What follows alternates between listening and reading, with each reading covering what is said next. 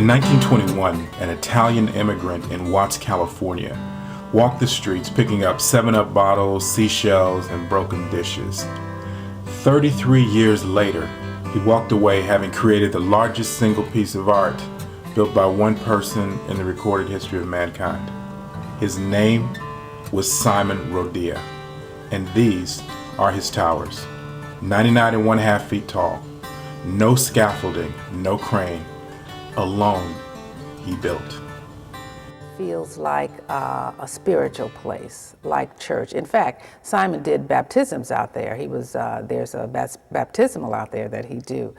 When you walk into the towers, you feel all that wonderful energy and all that love that he put in to building those towers, beginning with all the hearts. If you look up, you see all the hearts. When you look on the floor, you see the hearts. When you look on the walls, you see the hearts. And there's a lot of wonderful spiritual energy there that people feel when they go in. In fact, people go in and they just almost disintegrate.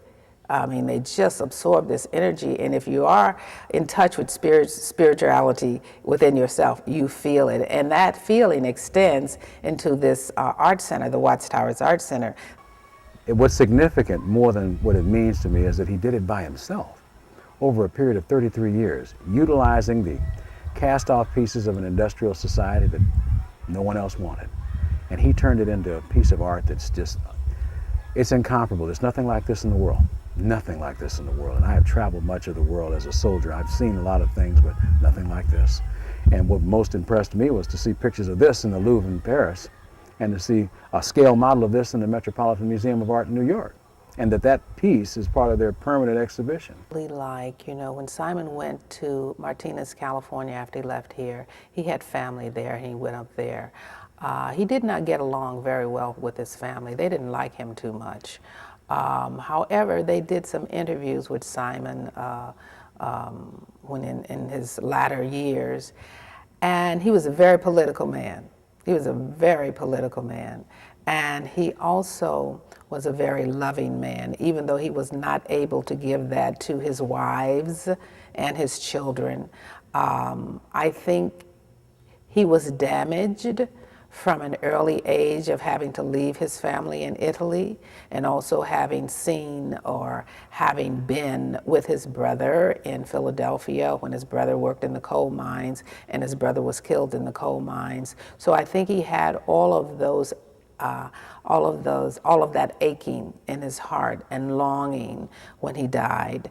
But he did manage to say again, I wanted to do something big, and I did. There's a spirituality that I see in people by the time they get in here that just takes them over, and they are just in total awe of what they see here.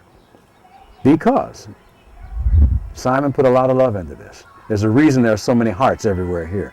There's a lot of love in this place, and it remained once he left. That love is still here.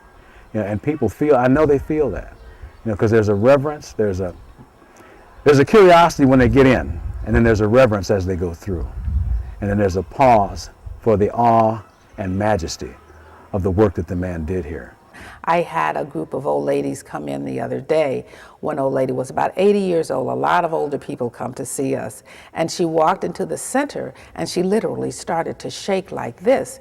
And I came over to her. I said, are you okay? She said, is it true? I said, is what true? She said, is it true, the energy that I feel in here? I said, yes, ma'am, it is true. And by this time, I'm shaking and crying, and she's shaking and crying because there is so much phenomenal energy in this place. And in fact, we are geographically the heart of Watts. So we know that we are very, very special here. There's phenomenal history, musicians and artists who have come through here and continue to come through here. You know, they're not going to Beverly Hills, they're coming here. Watts, the worst place in the world almost. That's our tag, the worst place in the world, but look at all the richness that we have here. We refuse to accept that title of being the worst place in the world. We know who we are. Other people may not know who we are, but we know who we are, and that's what gives us our strength. We're not going to acquiesce to anybody in telling us we're mediocre or we're negative or any of that. We know who we are.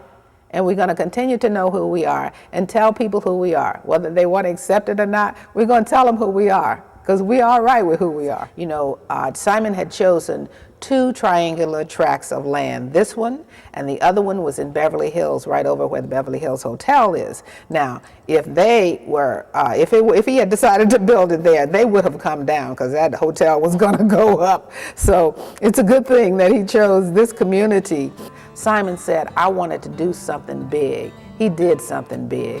It continues. Who knew that it would be continuing even now in his death a long time ago, that we're still here talking about Simon Rodia and what he gave us.